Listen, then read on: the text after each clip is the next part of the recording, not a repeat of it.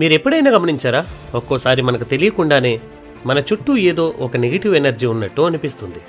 అర్ధరాత్రి పూట ఒక్కరే ఉన్నప్పుడు ఒక రకమైనటువంటి భయం, లేదా కారణం లేకుండానే మనసులో కలిగే చెడు ఆలోచనలు. అసలు ఈ దుష్టత్వం లేదా చెడు ఎక్కడి నుండి వస్తుంది? ప్రపంచంలో వెలుగు ఉన్నప్పుడు చీకటి కూడా ఉంటుంది కదా. అలాగే దైవశక్తి ఉన్నప్పుడు దానికి వ్యతిరేకంగా పనిచేసే దుష్టశక్తులు కూడా ఉంటాయి. లోకస్తులు సినిమాల్లో చూపిస్తారు భయంకరమైనటువంటి రూపాలు, అతీంద్రియ శక్తులు ఉన్న దెయ్యాలు. కానీ నిజమైన చరిత్రలోనికి వెళితే, అంటే ప్రపంచవ్యాప్తంగా కోట్ల మంది నమ్మే బైబిల్ గ్రంథాన్ని పరిశీలిస్తే అందులో కొన్ని శక్తుల గురించి చాలా స్పష్టంగా వివరించబడింది. ఇవి కేవలం కథలు కావు. ఇవి ఒకప్పుడు పరలోకంలో అత్యంత అందమైన దేవదూతలుగా ఉండి తరువాత దేవునిపై తిరుగుబాటు చేసి పతనం చెందిన శక్తులు. అసలు ఆ 5 అత్యంత శక్తివంతమైన దుష్టశక్తులు ఎవరు, వారు మనుషులను ఎలా ప్రభావితం చేశారు అని ఎన్నో అద్భుతమైనటువంటి విషయాలను ఈరోజు ఈ వీడియోలో మీరు తెలుసుకోబోతున్నారు. చివరి వరకు ఈ వీడియోను స్కిప్ చేయకుండా చూడండి. నచ్చితే మీ స్నేహితులకు షేర్ చేయండి.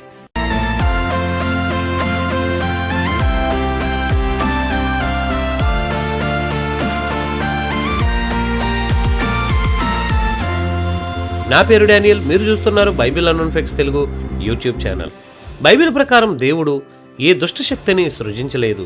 మొదటి వీరంతా దేవదూతలు, కానీ వారిలో కలిగే గర్వం వారిని దేవునికి వ్యతిరేకంగా మార్చింది.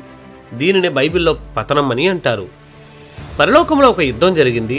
ఆ యుద్ధం తర్వాత ఈ తిరుగుబాటు చేసిన దేవదూతలందరూ భూమికి త్రోసివేయబడ్డారు. వీరికి నాయకుడు ఎవరో మనందరికీ తెలుసు, లూసిఫర్, అంటే సాతాను. ఇప్పుడు మనం ఆ 5 గురించి మాట్లాడుకుందాం. మనం మన లిస్టులో మొదటి వ్యక్తి గురించి మాట్లాడుకుందాం. ఇతని గురించి వింటే మీకు ఆశ్చర్యం కలగవచ్చు. ఎందుకంటే మనం ఈరోజు ఒక విలన్లా చూస్తున్నాం, కానీ ఒకప్పుడు ఇతడు పరలోకంలో దేవునికి అత్యంత ఇష్టడు. ఇతని పేరే లూసిఫర్. ఈ లూసిఫర్ అనేటువంటి పేరు మనము తెలుగు బైబిల్లో చూడము, కానీ ఇంగ్లీష్ బైబిల్లో లూసిఫర్ అని రాయబడి ఉంటుంది. బైబిల్లో యెషయా గ్రంథంలో ఇతనిని హేలేలు అని పిలుస్తారు. హిబ్రూ భాషలో దీనికి అర్థం తేజోమయుడు లేదా ఉదయ నక్షత్రం. సూర్యోదయానికి ముందు ఆకాశంలో మెరిసే చుక్క ఎంత అందంగా ఉంటుందో, లూసిఫర్ అంతకంటే వేల రెట్లు ఎక్కువ కాంతితో మెరిసేవాడట. దేవుడు ఇతనిని ఒక సాధారణ దూతగా కాదు, దేవదూతలలో అత్యున్నతమైనటువంటి స్థానంలో, అంటే ఒక కిరూబుగా సృజించాడు. యెహెజ్కేలు గ్రంథం 28వ అధ్యాయం చదువుతూ ఉంటే ఇతని వైభవం గురించి కనబడుతుంది. ఇతను ధరించినటువంటి వస్త్రాలు మామూలువి కావు. మాణిక్యాలు, గోమేధికాలు, వజ్రాలు, వైడూర్యాలు, ఇలా 9 రకాల అమూల్యమైనటువంటి రత్నాలతో ఇతన్ని దేవుడు అలంకరించారు. పైగా దీన్ని సృజించినప్పుడే వీడి శరీరంలో సంగీత వాయిద్యాలు అమర్చబడ్డాయని, పరలోకంలో దేవుని స్తుతించే ఆరాధనకు నాయకుడిగా ఉండేవాడని చాలామంది పండితులు వ్యాఖ్యానిస్తారు. కానీ ఇంతటి వైభవం అతనిలో ఒక గర్వాన్ని తెచ్చింది. లూసిఫర్ తన అందాన్ని చూసుకొని మురిసిపోయాడు. దేవుడు నన్ను ఇంత అద్భుతంగా సృష్టించాడు కదా, నేనెందుకు ఆయన కింద పనిచేయాలి అని, నేనే దేవుని కంటే పైన ఎందుకు ఉండకూడదు అనే ఆలోచన తనలో మొదలైంది. యెహెజ్కేలు గ్రంథం 28వ అధ్యాయం 17వ వచనంలో ఒక మాట ఉంటుంది, నీ అందమును చూసుకొని నీవు గర్వపడితివి, నీ తేజస్సు చూసుకొని నీ జ్ఞానమును పాడు చేసుకుంటివి. చూసారా, గర్వం అనేది మనిషిలో ఉన్న జ్ఞానాన్ని ఎలా నాశనం చేస్తుందో చెప్పడానికి ఇదొక పెద్ద ఉదాహరణ.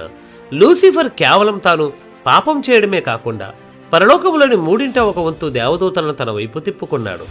అంటే ఒక పెద్ద గ్రూపును తయారు చేసి దేవునిపైన తిరుగుబాటు చేశాడు. అప్పుడు పరలోకంలో ఒక మహాయుద్ధం జరిగింది. ప్రధాన దూత అయినటువంటి మిఖాయేలు మరియు అతని దూతలు లూసిఫర్తో పోరాడారు.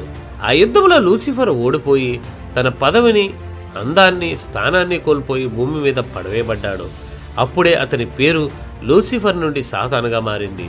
సాతాను అంటే శత్రువు లేదా విరోధి అని అర్థం. ఇక్కడ మనం ఒక విషయాన్ని చాలా జాగ్రత్తగా గమనించాలి. మనకు సినిమాల్లోనూ కథల్లోనూ ఒక అబద్ధం బాగా అలవాటైపోయింది. అదేమిటంటే సాతాను నరకానికి రాజు అని, అక్కడ దయ్యాలన్నీ కలిసి పార్టీ చేసుకుంటాయి అని, పాపులను సాతాను శిక్షిస్తాడు అని. కానీ అది అక్షరాల తప్పు. బైబిల్ ఎక్కడా సాతాను నరకానికి రాజు అని చెప్పలేదు. నిజానికి నరకం అనేది సాతానును అతని దూతలను శిక్షించడానికి దేవుడు సిద్ధం చేసినటువంటి ఒక జైలు అని మత్తయి 25:41లో మనం చూస్తాం. ప్రస్తుతం సాతాను నరకంలో లేడు. అతడు ఆకాశమండలమందున్న దురాత్మల సమూహానికి నాయకుడుగా, అంటే వాయుమండల సంబంధి అయిన అధిపతిగా ఉన్నాడు అని ఎఫెసీ 2:2లో రాయబడింది. అంటే అతను భూమి మీద తిరుగుతూ మనుషులను ఎలాగైనా దేవునికి దూరం చేయాలి, వారిని పాపంలో పడేయాలని ప్రయత్నం చేస్తున్నాడు. అతను నరకానికి వెళ్ళేది ఎప్పుడో తెలుసా? కాలం ముగిసిన తర్వాత దేవుడు అతను పట్టుకుని అగ్నిగుండంలో పడవేసేటప్పుడు మాత్రమే. అప్పుడు అతడు అక్కడ రాజుగా కాదు, శిక్షను అనుభవించే ఖైదీగా వెళ్తాడు. 5వ శతాబ్దంలో సెయింట్ అగస్టిన్ అనే ఒక గొప్ప మేధావి సివిటాస్ డి అనే ఒక ప్రసిద్ధ గ్రంథంలో సాతాను గురించి ఒక అద్భుతమైన విశ్లేషణ చేశారు.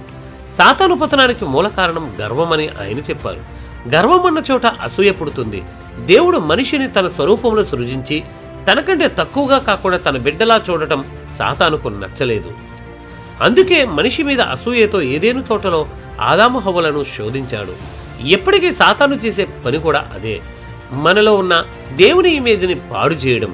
కాబట్టి సాతాను గురించి మనం తెలుసుకోవాల్సింది ఏంటంటే, వాడు ఒక శక్తే కావచ్చు, కానీ దేవుని కంటే శక్తివంతుడు కాదు. వాడు కూడా దేవుని చేత సృజింపబడిన వాడే. దేవుని అనుమతి లేనిదే అతడు ఇది చేయలేడు. ఇప్పుడు మనము రెండో అతి భయంకరమైనటువంటి రూపం గురించి మాట్లాడుకుందాం. అతని పేరే మెలకు. ఒక మనిషి ఎత్తు కంటే 10 రెట్లు ఎత్తుగా ఉండే లోహపు విగ్రహం అది. అది చూడడానికి ఎలా ఉంటుందో తెలుసా? అతని తల ఒక ఎద్దు తలలా ఉంటుంది, కానీ శరీరం మాత్రం ఒక బలమైనటువంటి యోధుడిలా భారీ మనిషి ఆకారంలో ఉంటుంది.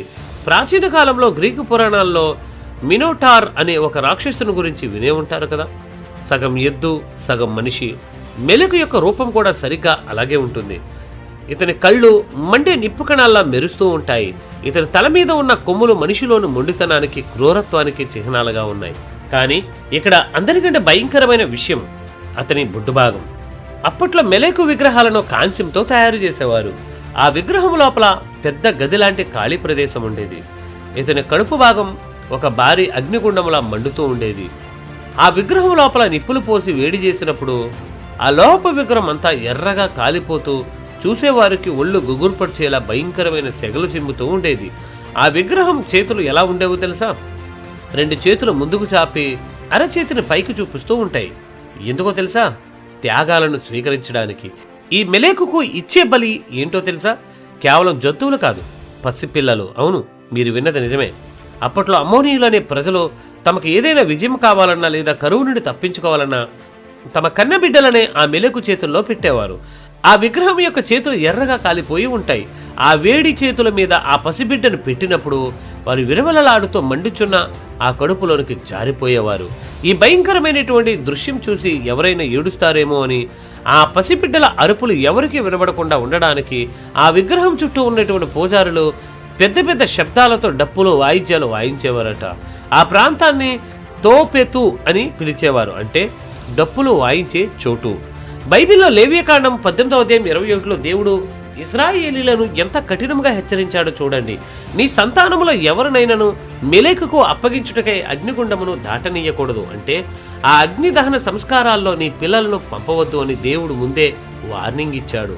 ఎందుకంటే మెలెక్ అనేవాడు కేవలం ఒక విగ్రహం కాదు, అతను మనిషిలోని కనికరము లేని స్వార్థానికి నిదర్శనం.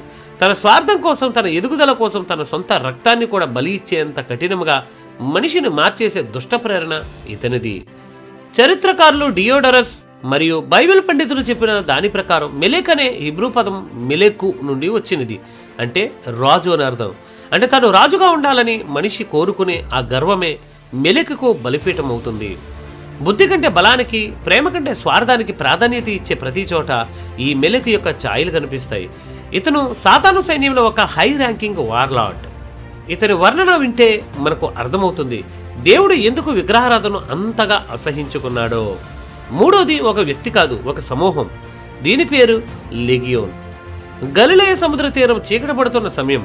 అక్కడ మనుషులు ఎవరో కూడా ఉండరు, కేవలం చనిపోయిన వారిని పాతిపెట్టే సమాధులు మాత్రమే ఉంటాయి. ఆ నిశ్శబ్దంలో దూరం నుండి ఒక వింతైన అరుపులు వినబడతాయి. ఒక వ్యక్తి అడవి మృగములా పరిగెత్తుకుంటూ వస్తున్నాడు. అతని ఒంటి మీద బట్టలు లేవు, శరీరం నిండా గాయాలు. ఆ గాయాలు ఎవరో చేసినవి కావు, అతను తనకు తానే పొదురైన రాళ్లతో తన శరీరాన్ని కోసుకున్న గాయాలు. ఆ వ్యక్తిని చూస్తే చుట్టుప్రక్కల ఊర్ల వాళ్ళందరికీ వణుకు. ఎంతలా అంటే అతనిని కంట్రోల్ చేయడానికి భారీ ఇనుప గొలుసులతో కట్టేసేవారట. కానీ అతనికి ఉన్నటువంటి శక్తులు ఎంత భయంకరమైనవి అంటే ఆ గొలుసులను పటపటమని తెంచేసేంత. దీనినే అతీంద్రియ బలం అని అంటాం. సరిగా అప్పుడే యేసుక్రీస్తు తన శిష్యులతో కలిసి అక్కడ అడుగుపెట్టారు. ఆ వ్యక్తి పరిగెత్తుకుంటూ వచ్చి యేసుక్రీస్తు వారి పాదాల మీద పడిపోయాడు. అప్పుడు యేసు అతనిని చూసి ఒకే ప్రశ్న అడిగారు, నీ పేరేమిటి అని. సాధారణంగా ఎవరైనా తన పేరు చెబుతారు, కానీ ఆ వ్యక్తి తన లోపల నుండి గురగుర లాంటి శబ్దం చేస్తూ ఒక సమాధానం వచ్చింది, నా పేరు లెగియోన్, ఎందుకంటే మేము అనేకులం. లెగియోన్ అనగా సేన. ఇక్కడే మనం ఒక ముఖ్యమైనటువంటి చారిత్రక విషయాన్ని గమనించాలి.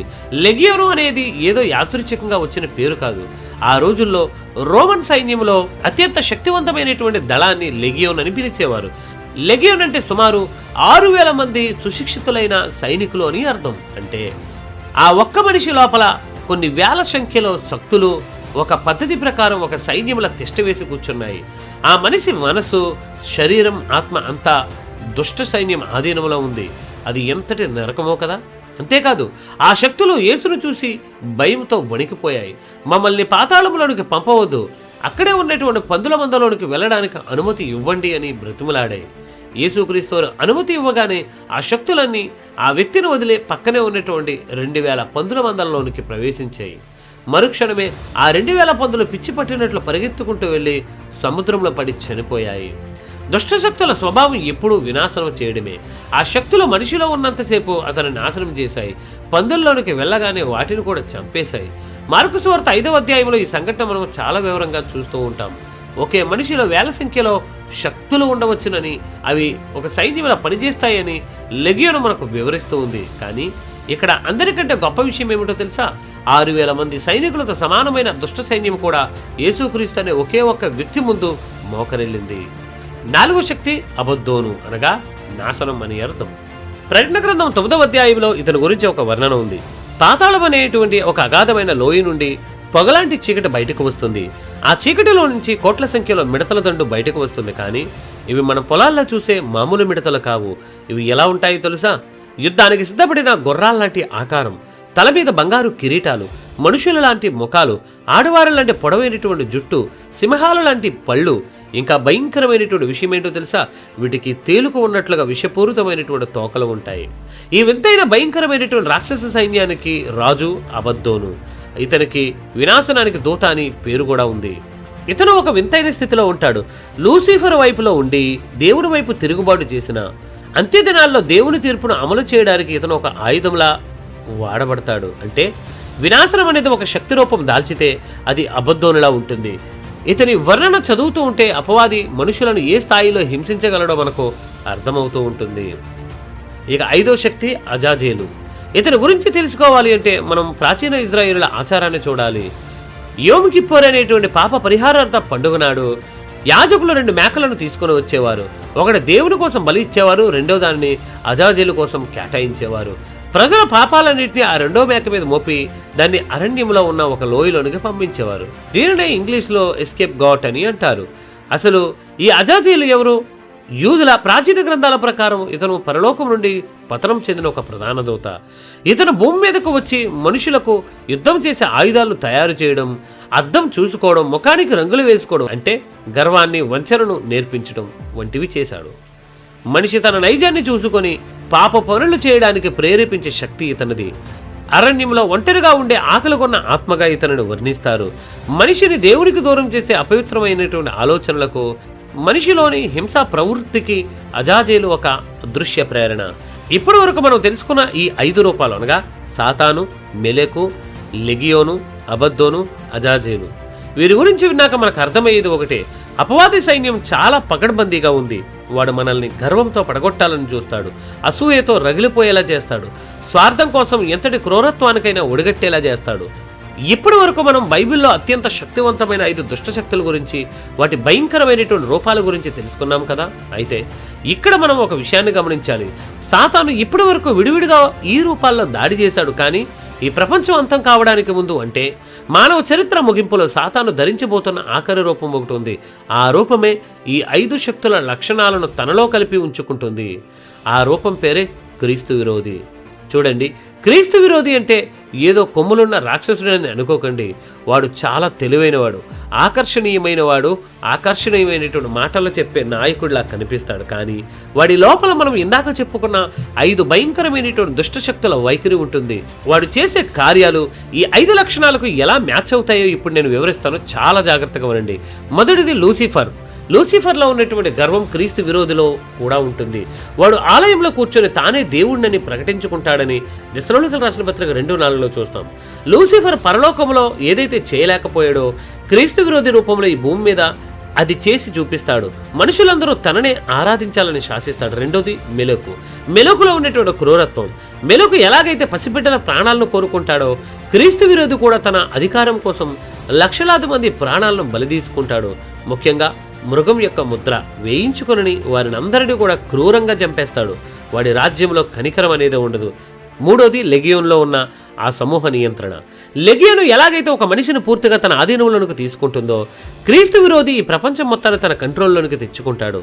ఒకే ప్రభుత్వం, ఒకే కరెన్సీ, ఒకే మతం, ఇలా టెక్నాలజీ ద్వారా ప్రతి మనిషి ఏం చేస్తున్నాడో వాడు గమనిస్తూ మనుషుల ఆలోచనలను కూడా తన వైపు త్రిప్పుకుంటాడు. అంటే ప్రపంచం మొత్తం ఒకే లెగియోన్లా మారిపోతుందన్నమాట. నాలుగోది అబద్దోనులో ఉన్న ఆ వినాశనం.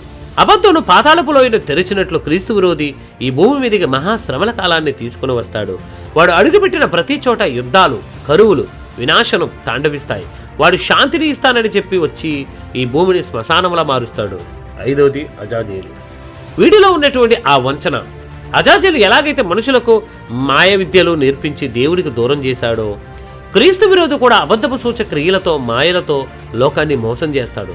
ఆఖరికి దేవుడి బిడ్డలను కూడా భ్రమలో ముంచడానికి చూస్తాడు. అజాజేలు మేకలాగే వాడు అందరి పాపాలను తానే తీరుస్తానని నమ్మబలికి అందరినీ నరకానికి తీసుకుని వెళతాడు.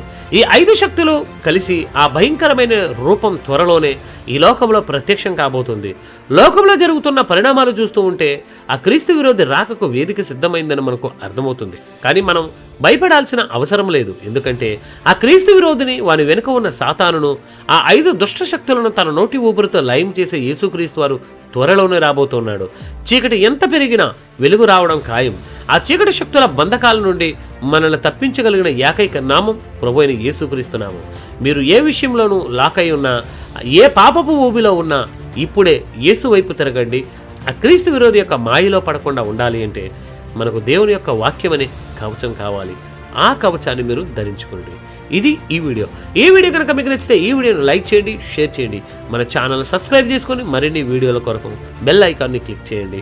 ఇంతకుముందు చేసినటువంటి అద్భుతమైన వీడియో సిరీస్ను మీరు చూడండి.